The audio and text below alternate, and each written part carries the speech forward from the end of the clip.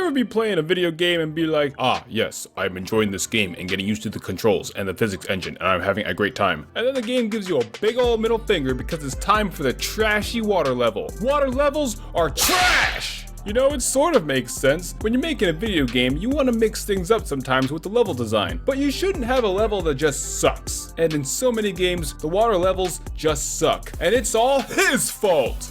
Mario. You know, in the late 90s, when I was between the ages of 4 and 8, all my friends had an N64. Meanwhile, we still had the NES. Well, actually, my older brother had a Sega Saturn, but the only games we had on it were Daytona and hockey. Anyways, the game that young Mr. Spaceman played the most during his formative years, besides the acid trip fever dream that is Bump and Jump, which I swear I did not imagine it's a real game, was Super Mario Bros. 3. And this is before the days of saving, so every time you turn the game on, you'd have to start over from the beginning. I didn't know about the warp whistle because, you know, I was 4. So here we go. World 1, I'm already done. World 2, Angry Sun, I'm still having fun. World 3, all my playthroughs would die on World 3 because I hated the water levels. Swimming is not fun in this game. You gotta dodge fish and bloopers, but the controls don't really work precisely unless you have the frog suit, which then proceeds to suck on land. The entire world is trash! When I got to World 3, I would stop playing the game entirely and do my other two favorite kid activities, drinking apple juice and licking batteries. With the jump to 3D Mario, it didn't get any better. Super Mario 64 is a great game until you reach levels like Jolly Roger Bay and Dire Docks, who can dire suck my dick. Not only do you have to again deal with finicky, imprecise controls, you also gotta worry about running out of air, which you can restore by coming up for air, or with collecting coins? Is this game making a statement on our capitalist society and the rising costs of healthcare? Oh, who gives a shit? These levels have good music and nothing else. They're trash! Super Mario Sunshine takes place on an island surrounded by water, and you spend the game spraying water all over the place. The whole game is a water level, and once everyone's a water level, no one will be. The turbo nozzle is the most fun nozzle in the game. It lets you run across water like the offspring between the Flash and Jesus. It's a shame it's used for exactly 2 shine sprites in the entire game, and in one of them, it's easier to run back and do it with the hover nozzle instead. There are a few dedicated swimming levels in Sunshine, particularly Noki Bay, where again, the movement is sucky. You have to worry about air even though you're wearing a helmet. You have to precisely spray an eel's teeth while using tank controls. These levels are trash! Most of the time, the reason water levels suck, it's because the controls are suddenly ass. I get it, you know, swimming in real life is not as quick or precise as walking around on land, but there's no rule saying that it has to be the same way in video games. For example, Mario's Galaxy and Odyssey finally got their water levels right. No, not you. Because they finally made the swimming controls not completely suck dick. Galaxy has a turtle shell you can grab onto that makes swimming a lot more fun. Odyssey has creatures like Cheep and Bubble Boy who you can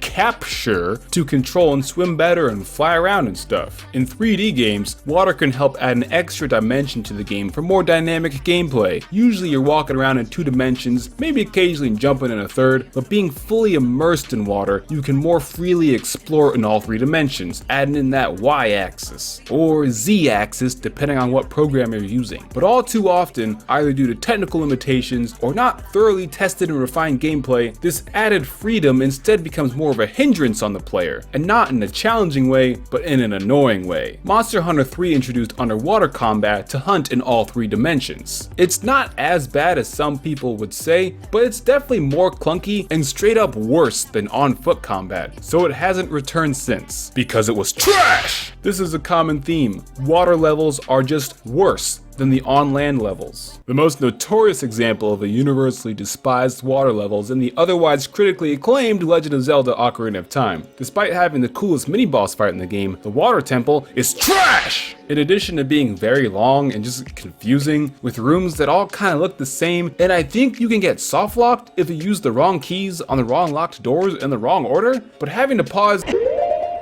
the game and go through menus to equip and unequip the iron boots every time you need to dive and surface really sucks ass. They've since fixed this in the 3DS remake. I've played through N64 Ocarina of Time exactly once, and I never want to again because the water temple is trash! The sequel, Majora's Mask, fixed this with the Zora Mask. Swimming with this thing is so fun. It's literally my favorite part of the game. Unfortunately, Majora's Mask has a water level that's somehow even worse than Ocarina's water temple, being the Great Bay Temple. This temple is also very confusing and maze-like, has currents that make you get lost, way too long, visually unappealing. I don't ever want to replay it. It's trash! Majora's Mask really is the most overrated Zelda game, huh? But that's a video for another day. Moving on! In Wind Waker, you're in the ocean, so the whole game is a water level. And once everyone's a water level, no one will be, you get it. But despite all the water, you do the least amount of actual swimming of all the 3D Zelda games. Instead, traveling over the water in your boat or above it with your leaf. Twilight Princess had the Zora tunic, so you don't have to worry about breathing, and the underwater swimming controls worked good enough.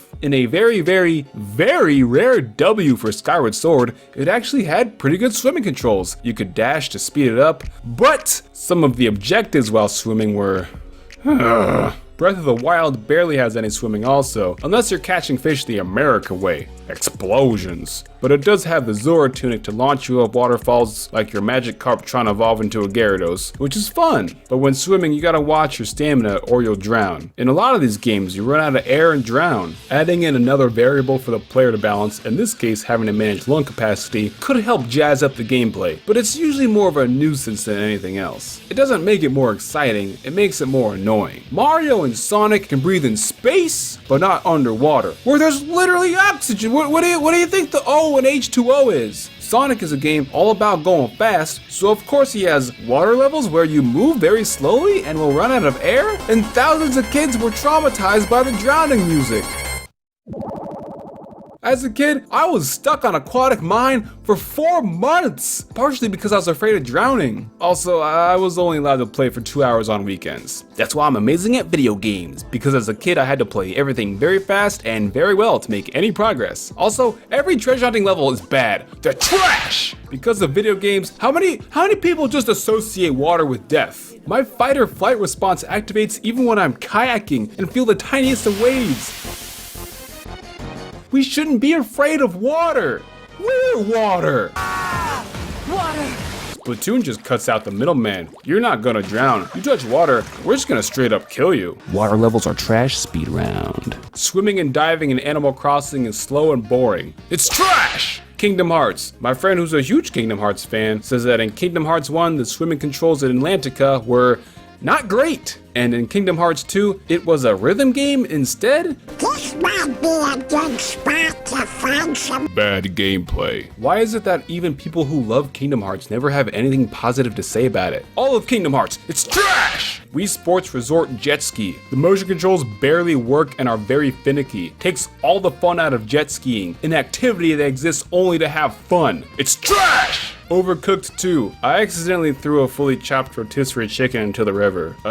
It's the game's fault. It's trash! Mario Kart 8. The underwater courses are the most forgettable ones. Your kart's underwater performance is determined by stats you can't even see in the game. In the sandy sections, the kart drifts like trash, and Dolphin Shoals has amazing saxophone playing that you could only hear in the replay mode. It's trash! Surfing sections in Pokemon are some of the worst parts. Diving sucks too. I know that 7.8 out of 10 too much water is a meme, but it's true. There's too much water in Hoenn because the water sections are big and empty and not very fun. It's trash! Fire Emblem boat maps. Oh yeah, everyone loves the boat maps. Oh wait, no they don't. They're trash! Astral Chain doesn't have a water level, that's why it's still the GOAT. So how do we make better water levels? Well, instead of having to slowly push through thick water, I recommend treating it like flying through the air instead. Use the freedom of movement through 3 dimensions to your advantage. Subnautica. I haven't played it myself, but I've seen some of it and I've heard good things about it and it looks pretty cool. It immerses you into an undersea world with plenty to find, and the traversal through the water doesn't suck. Don't make the player move slowly through the water. I get it. In real life, most people swim much slower than they run. But there's no reason the video game has to be that way. Video games are completely made up. Player encounters water, make them turn into a fish. I don't know. Give them a water jetpack. No, not that one. People don't like playing a section of a game and moving much slower than they do in the rest of the game. Or using worse controls than you have in the rest of the game. Get these trashy water levels out of here. Get this trash out of the ocean! Speaking of getting trash out of the ocean, today's video is being done in collaboration with Team Seas, a huge project to raise $30 million to collect 30 million pounds of trash out of the ocean using robots and stuff. More information about the project and donation links are in the description and pinned comment below, so you can get an actual good description of what this all is. And if you have the means to support it, please consider doing so. I'll be making a donation of my own, plus I'll be donating any and all ad revenue I receive from this video to the cause. So even if you can't donate directly, just by watching this video and sharing it around, you'll be supporting Team Seas. Our oceans are filthy, and that's bad. Together we can help clean up these oceans. And be sure to check out the various content of the other thousands of people who are participating as well. At least I hope they are, or else this was one big elaborate prank on me. Whoops!